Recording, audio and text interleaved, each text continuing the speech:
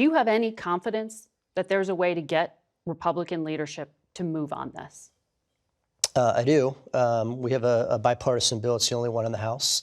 And as of Friday, we have filed with the clerk expedited consideration.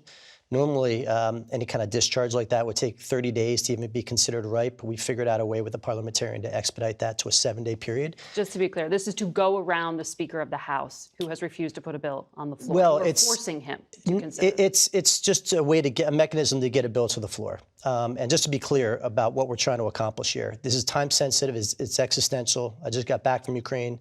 Advika fell in the past 7 days. We lost Lake and Riley in the past 7 days.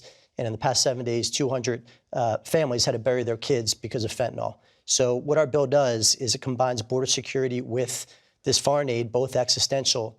And we are forcing this bill to the floor to make sure that everybody acts because, as President Zelensky said, they have weeks and not months to get reinforcements on the front lines. So you are trying to create an alternative to the bill that's about $60 billion. Yours is about $49 or so billion.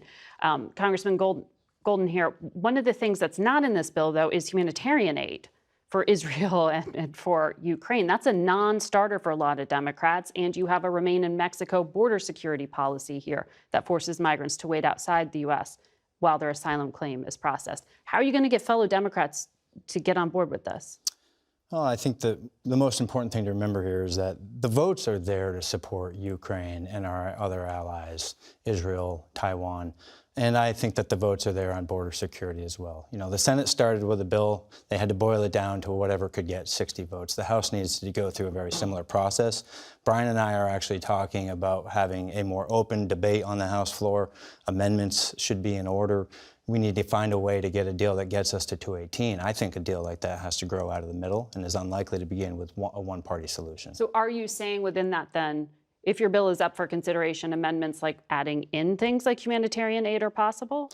Potentially, yes, although I think that we also have to set priorities. And so at the end of the day, what are the most important crises that we have to deal with in the here and now, in the very short term? And I would say that that would be securing our border and also helping avoid battlefield catastrophes in Ukraine.